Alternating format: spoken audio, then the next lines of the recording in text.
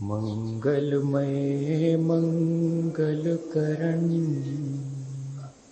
वीतराग विज्ञान नमो ताहि जाते अरहंतादि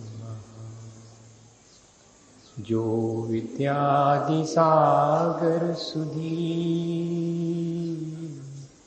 जो विद्यादि सागर सुधी गुरु हैं हितैषी शुद्धात्म में निरत नित्य हितोपदेशी वे पाप ग्रीष्म ऋतु में जल हैं सयाने पूजून है सतत केवल ज्ञान पाने पूजून है सतत केवल ज्ञान पाने। बोलिए भगवान महावीर स्वामी की 10 लक्षण महापर्व की आचार्य गुरुवर विद्यासागर मुनि महाराज की।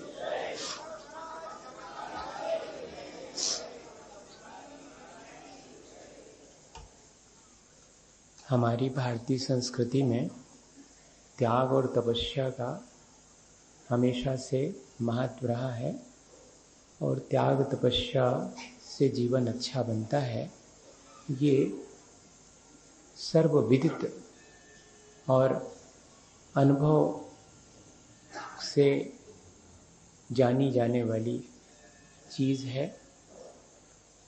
तपस्या तो ऐसी है जैसे वृक्ष में फल लगते हैं और फिर वो धीरे धीरे वृक्ष में से रस लेकर पक जाते हैं। पकने के बाद वे मीठे हो जाते हैं और उनका रंग भी उजला हो जाता है। तपस्या करने वाले के अंदर भी ऐसे ही उसके वैराग में परिपक्वता आती है, उसके जीवन में मिठास आती है और इतना ही नहीं, उसके परिणाम भी बहुत उज्जवल और निर्मल हो जाते हैं।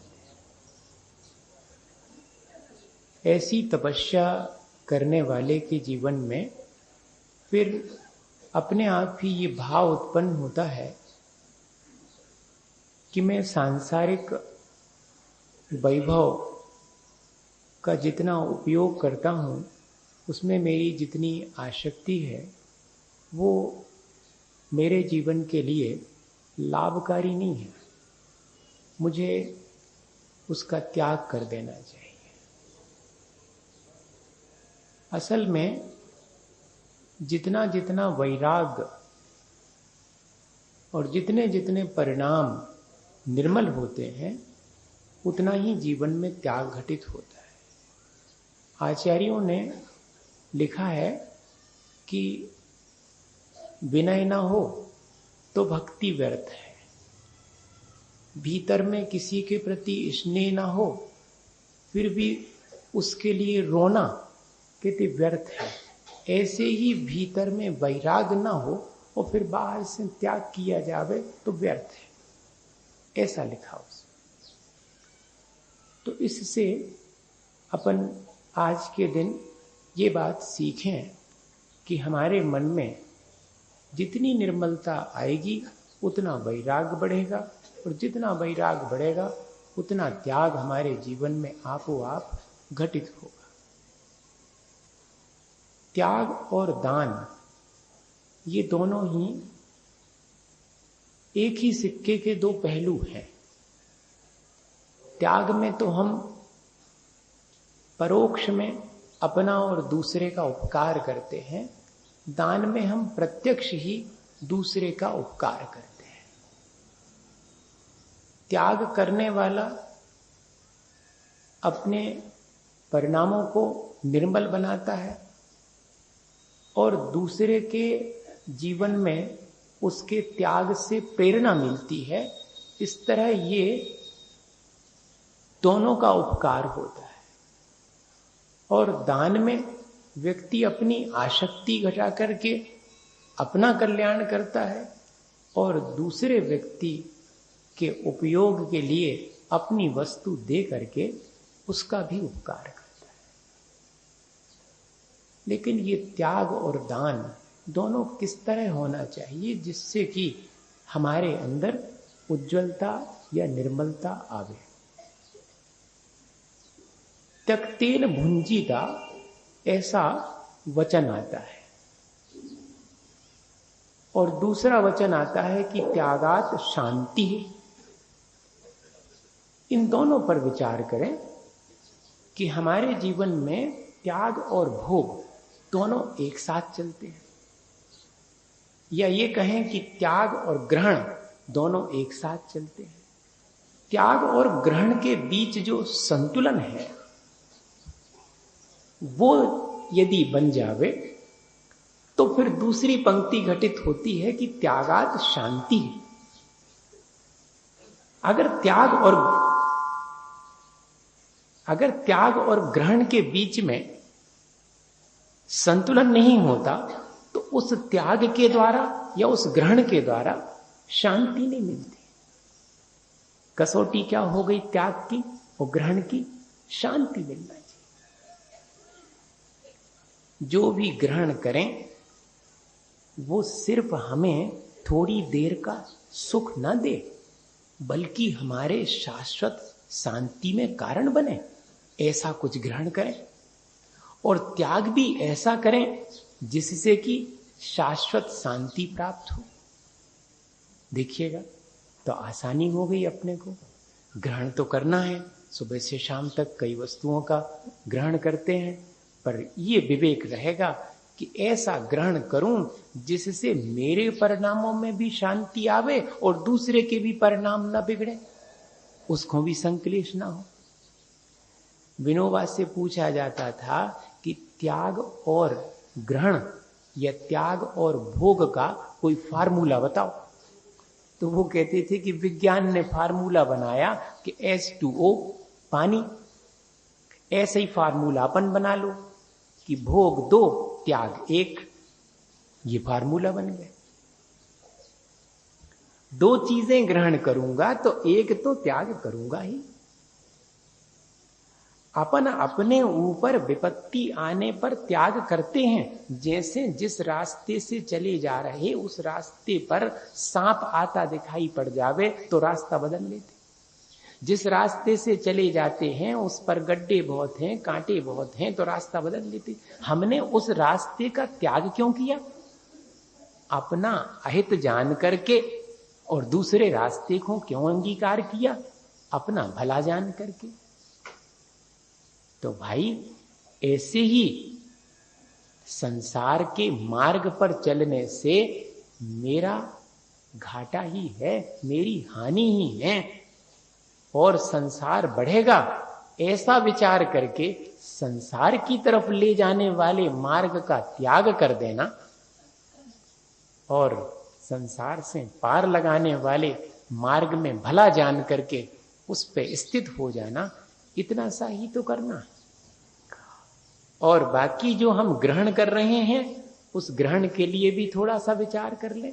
ज्यादा कठिन नहीं है। देखो त्याग करना कठिन है क्या? जब हमें कोई चीज हमारे लिए अहितकारी लगने लगती तो उसका त्याग कर देती, जो भली जान पड़ती उसका ग्रहण कर लेते हैं। ये बहुत आसान सा है ग्रहण और त्याग के बीच का संतुलन। अब ग्रहण के लिए और जरा सा देख लें और फिर दान के बारे में थोड़ा सा, ताकि अपन को और बात स्पष्ट हो जाए कि ऐसा कुछ कठिन नहीं है कि हम नहीं कर सकते हैं, हम कर सकते हैं और उसको करके हम शांति भी पा सकते हैं। अभी तक अपन जो त्याग और दान करते हैं उससे जितनी शांति मिलना चाहिए उतनी नहीं मिल पाती। तो अपन सुधार कर लें कि हाँ, मुझे अब उद्देश्य एक ही रखना है कि मेरे त्याग और दान से मुझे शांति, और वो भी ऐसी छोटी मोटी सांसारिक शांति नहीं, मुझे तो शांति चाहिए शाश्वत। मुझे तो सुख चाहिए, वह अनंत सुख, जिसके बाद कुछ भी फिर प्राप्त करने के योग नहीं रह जाता। घर गृहस्थी का एक उदाहरण देता हूं कि अपन जो घर में कोई भी चीज ग्रहण करते हैं तो उसमें थोड़ा विवेक रख लेवें तो बहुत आसानी से अपना ग्रहण भी त्याग की तरफ ले जाने वाला हो जाएगा। हम एक उदाहरण सुनाते हमेशा, वो हमें याद रहेगा, पता नहीं कैसे। और भी बहुत घटनाएं होती जीवन में, लेकिन कभी कभी कोई घटना याद रह जाती। तो घर में, और जब ये बटरा आता ना, मटर फली बटरा, तो शुरू में जब आता है बटरा तो महंगा आता है? अब उनने कही कि 10 रुपया किलो है। अब तो का पता का भाव है, अब भाव तो हमें पता नहीं है। तो अब 10 रुपया किलो है तो भैया बहुत महंगा है, मनो चाहिए तो है, तो 1 पाव ले आओ। अब 1 पाव लेके आए। अब 1 पाव में बताओ 50-60 ग्राम तो वे छिलके ही निकल जाएंगे। अब बचो थोड़े से दाने निकले, सो बन गए वो। अब बन गए, अब माँ ने परोसना शुरू किया। तो माँ का तो फर्ज ये है कि वो सबको भोजन ऐसा कराए कि सबको संतोष हो, सब संतुष्ट हो करके जा। ये उसका दायित्व है, ये उसका कर्तव्य है, इसी का उसको आनंद है, इसी में उसका धर्म ध्यान है। बताइए। तो मां परोस रही है। अब हमारा फर्ज क्या है कि हमें विचार करना चाहिए कि अगर 200 ग्राम वो बटरा की सब्जी है तो 4 लोग घर में खाने वाले हैं, तो मेरे हिस्से में कितने ग्राम आए? 50 ग्राम। मैं 50 ग्राम ही ग्रहण करूं, वरना दूसरे के हिस्से का ग्रहण करके मैं उसको क्षति पहुंचाऊंगा, उसे संक्लेश पहुंचाऊंगा। देखिएगा, मेरे ग्रहण करने में इतना विवेक हो जावे तो त्याग अपने आप घटित हो जाएगा, कहीं अन्य मुझे त्याग करने के लिए कुछ करना नहीं पड़े। अब मां बार बार कहती है कि और ले लो भैया, और ले लो। नहीं, अबे तो धरो है। अरे तो तुमने खाओ नहीं? हाँ, और दूसरी चीजें खा रहे हैं, क्योंकि वो कटोरी में माँ को नहीं दिखेगा, खत्म हो गया तो जरूर परोसेगी। सुधरे रहो आखिरी तक, अबे तो धरो है, नहीं तो तुम परस दोगे।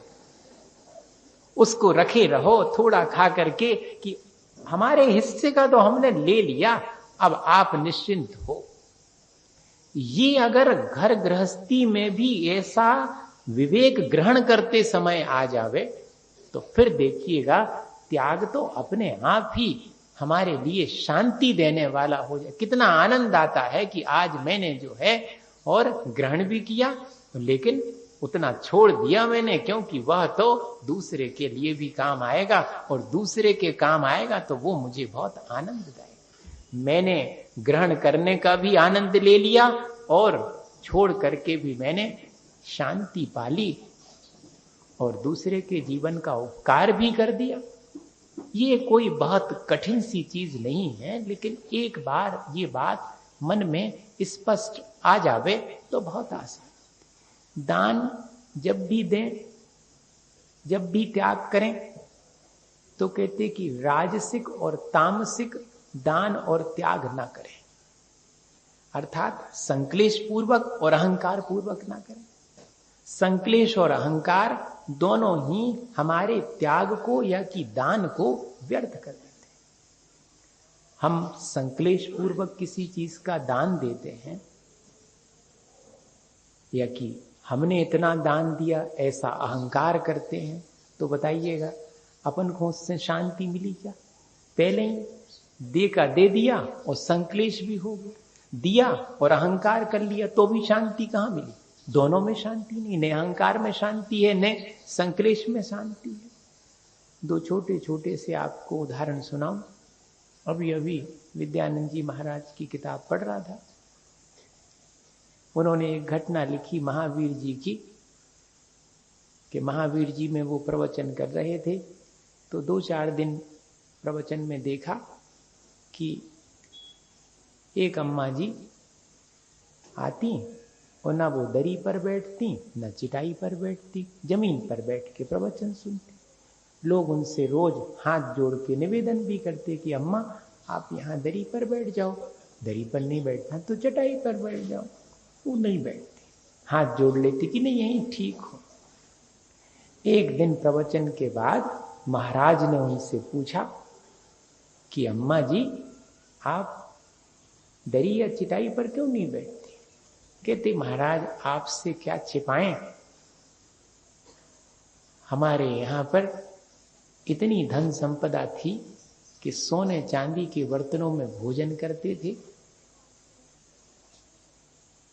और गाड़ियों में घूमा करते थे, खूब लोगों को दान देते थे, लेकिन हम न कभी मंदिर जाते थे न भगवान के पूजा पाठ करते थे। हमें अपने धन संपत्ति का इतना अभिमान था कि हम दान भी देते थे तो अपनी नाम बढ़ाई के लिए देते थे, और उसका परिणाम कहो या जो भी हमारे कर्मों का उदय कहो, हमारे ऐसा घाटा लगा कि सारी संपत्ति यहां तक कि खाने पीने के बर्तन बेच करके भी हम बामुश्किल अपना कर्ज चुका पाए। फिर मुनीम साहब ने, क्योंकि हमारे ही घर में काम करते थे, हमें अपने घर में किराए के 2 कमरे दे दिए, उसमें हम अपना गुजर बसर करने लगे। वे हमारे दिए हुए पैसे से सामान लेने जाते तो उसमें थोड़े 2 पैसे अपने मिलाकर सामान हमारी सुविधा के लिए ले आते थे।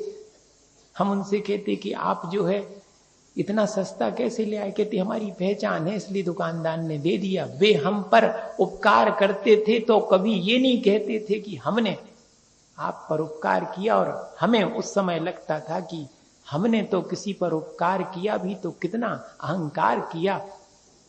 और फिर ऐसा संयोग बना कि हमारे दिन, हमारे पुण्य का फिर उदय आया, फिर हमारे पास अपार संपदा फिर से हो गई। अब हमने नियम कर लिया है कि कभी भी बिना मंदिर के भोजन नहीं करेंगे। महाराज हैं तो उनके प्रवचन अवश्य सुनेंगे, और ऊंचे बैठ के फिर नीचे बैठने में बहुत कष्ट होता है, सो नीचे ही बैठेंगे। अब चटाई और दरी पर नहीं बैठेंगे। और पहले तो जब गाड़ी से मंदिर आ सकते थे सो कभी नहीं आए, अब तो गाड़ी होते हुए भी पांव पैदल ही चल करके मंदिर जाएंगे। ऐसा हमने अपने उस पापों के प्रायश्चित कहो या जो भी कहो, हमें समझ में आ गया कि हमने व्यर्थ ही अपने उस धन संपदा और वैभव का और अपने दान का अहंकार किया, उसके प्रतिफल स्वरूप, और हमें ये स्थिति देखना पड़ी। ये अभी घटना बढ़ रहा था तो लगा कि हाँ, ऐसी घटनाएं सचमुच जो है वो हम सबके जीवन में भी, इस जीवन में नहीं घटती दिखती हैं तो अगले जीवन में भूल जाते हैं अपन। पर होता यही है कि हम जो भी त्याग करें तो उसमें विषाद ना करें और ना ही किसी प्रकार का अहंकार करें अपनी नाम बढ़ाई के लिए। ये बात जुदी है कि हमारे त्याग की प्रशंसा होवे तो होवे, हमें त्याग से प्रशंसा नहीं चाहिए, हमें तो त्याग से शांति चाहिए। प्रशंसा में थोड़ू शांति है, प्रशंसा में शांति होती भैया तो अब अपन खूब, मैंने चाहे जिसकी प्रशंसा करो, लेकिन जिसकी प्रशंसा कर रहे हो उससे पूछो कि फिर अब थोड़ी मिली और चाने, फिर और थोड़ी ज्यादा मिलने लगी तो और चाने। प्रशंसा थोड़ी मिल जावे तो और की आकांक्षा होती है। शांति ऐसी है कि जिसमें प्राप्त हो जाने के बाद आकांक्षाएं ही नहीं रह जाती हैं, तब तो शांति मिलती है।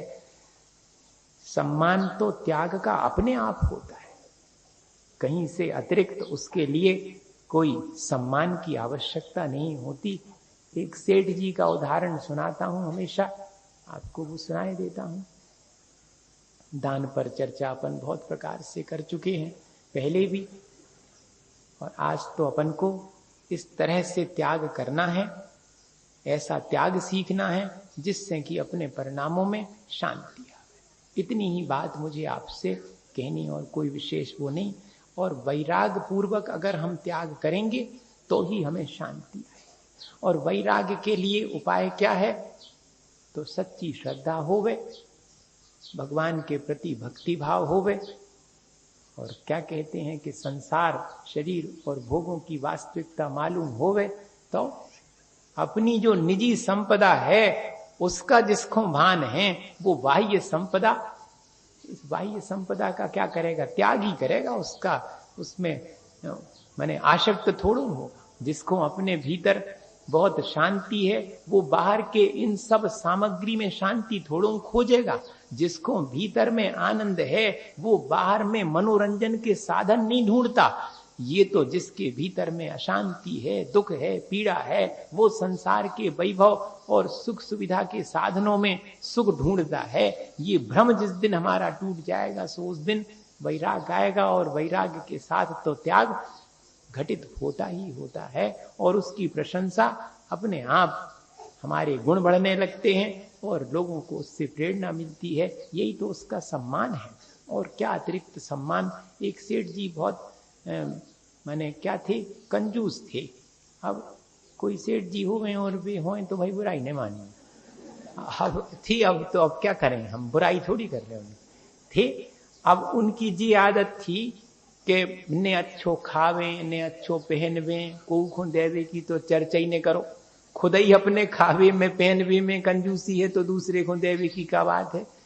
अब लेकिन एक दिन जो है ऐसा कर्म का उदय आया कि किसी के साथ में भी मंदिर चले गए। मंदिर भी नहीं जाते थे।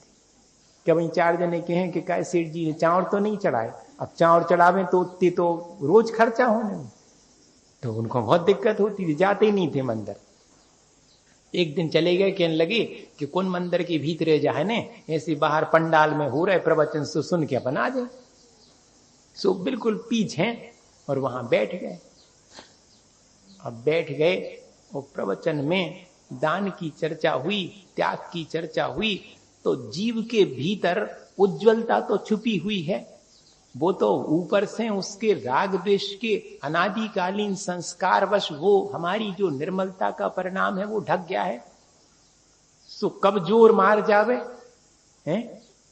चामुंड राय ने जब गोमटेश बाहुबली की स्थापना करवाई तो उनके मन ही मन में अहंकार आ गया था। बताओ कि हमने इतनी बड़ी विशाल प्रतिमा और इतना पंचकरण करवाया, और फिर बाद में जब अभिषेक करने गए तो फिर वो अभिषेक का जल और पूरी मूर्ति को अभिषेक ही नहीं कर पाया था। तब अहंकार टूटा था। किसका कब टूटेगा कहा थोड़ी जा सकता। और जब टूटा तो फिर अकेले एक बुढ़िया ने, और जब छोटे से लोटे में से दूध डाला तो पूरे भगवान का अभिषेक हो गया।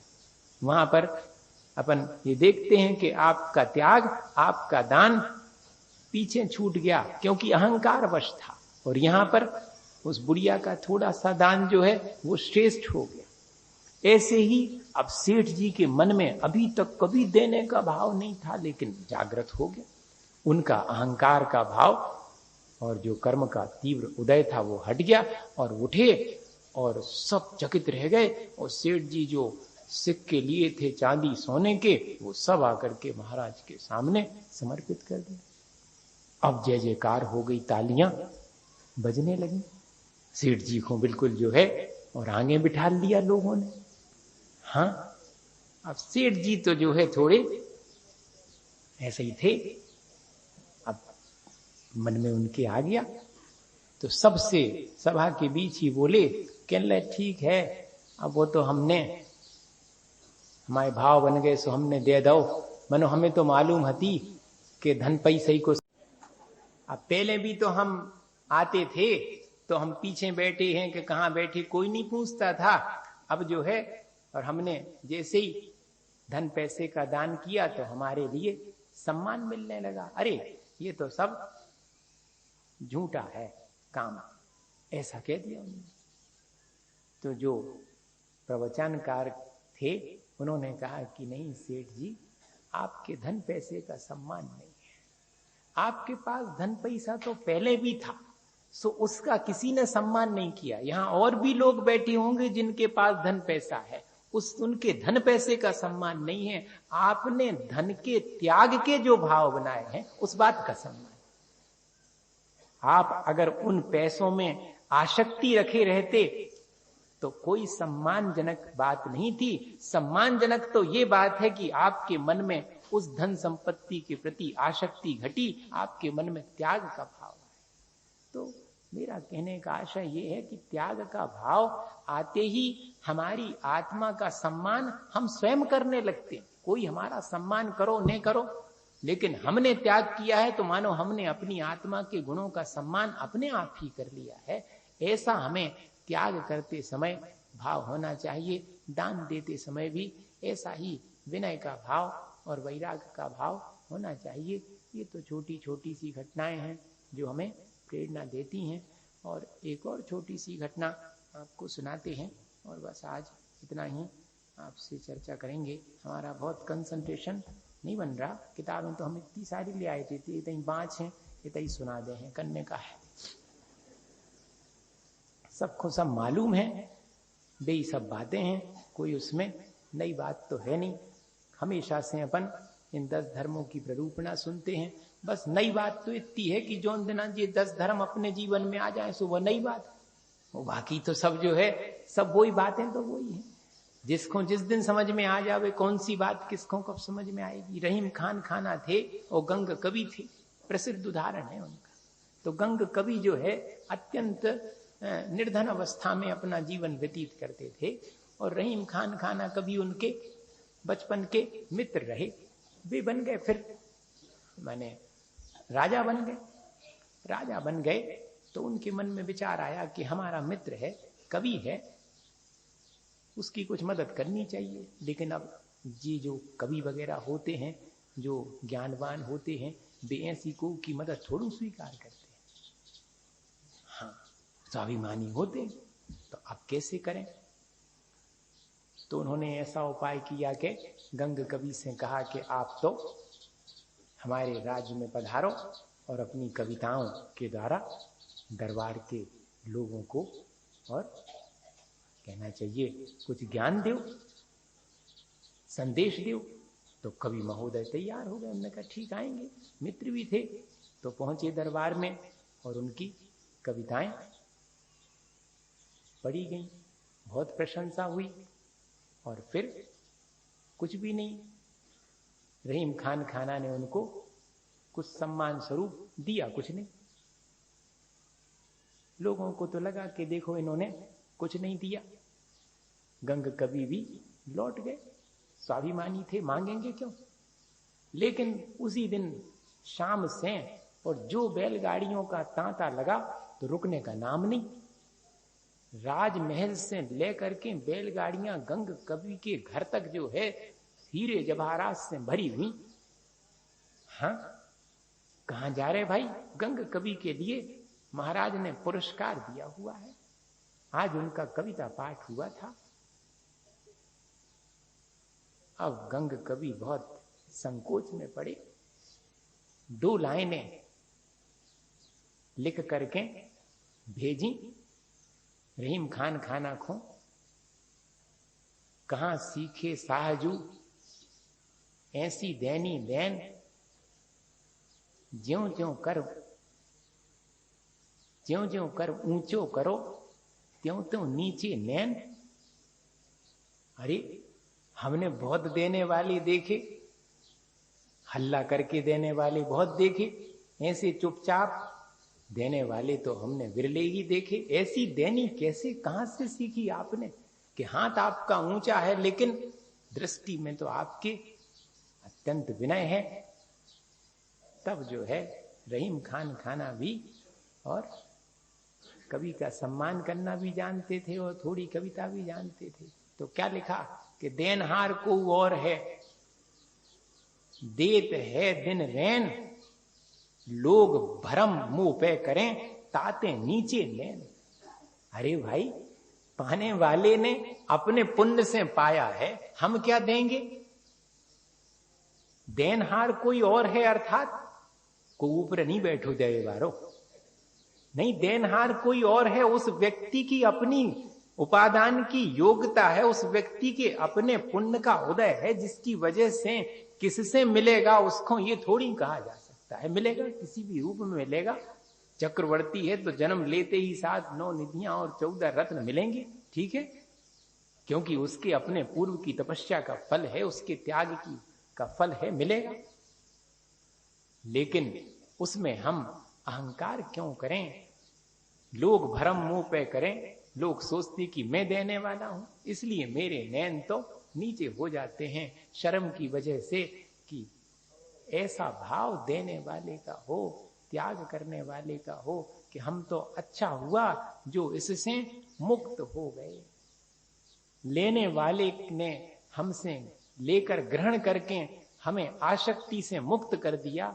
ऐसी निर्लोभ और निष्प्रहता जिस त्याग और दान में है, वही त्याग और दान हमारे जीवन को शांति देने वाला और जीवन को अच्छा बनाने वाला है। इसी भावना के साथ कि हम सबके जीवन में शांति देने वाला त्याग घटित हो। बोलिए आचार्य गुरुवर विद्यासागर। हे गुरुवर शाश्वत सुख दर्शक, यह नग्न स्वरूप तुम्हारा है। जग की नश्वरता का सच्चा दिग्दर्शन करने वाला है। जब जग विषयों में रच पच कर गाफिल निद्रा में सोता हो, अथवा वह शिव के निष्कंटक पथ में विषकंटक होता हो अर्ध निशा का सन्नाटा, वन में वनचारी चरते हों। तब शांत निराकुल मानस तुम तत्वों का चिंतन करते हो। करते तप शैल नदी तट पर, तरुतल वर्षा की झड़ियों में। समता रस पान किया करते, सुख दुख दोनों की घड़ियों में। अंतर ज्वाला हरती वाणी, मानो झरती हो फूल झड़ियां। वंदन तड़ तड़ टूट पड़े, खिल जावे अंतर की कलियां। तुम सादानी क्या कोई हो, जग को दे दी जग की निधियां। दिन रात लुटाया करते हो, शम शम किया विनश्वर। हे निर्मल देव तुम्हें प्रणाम, हे ज्ञान दीप आगम प्रणाम। हे शांति त्याग के मूर्तिमान, शिव पथ पंथी गुरुवर प्रणाम। मिथ्यातम नाश वेको, ज्ञान के प्रकाश वेको, वेको भानु सेवा कानी है। छहो द्रव्य जानवे को बंध, विधि भानवे को स्वपर, पिछानवे को परम प्रमानी है। अनुभवताय वेको, जीवों के जताय वेको, काहू न सताय वेको, जहाँ तहाँ तार वे को पार के, उतार वे को सुख विस्तार वे को, यही जिन वाणी है। वाणी के ज्ञान से सूझे लोकालोक, सो वाणी मस्तक नमो सदा दे। उदक चंदन तंदुल पुष्प कई, चरु सुदी पशु धूप फलार्घ कई।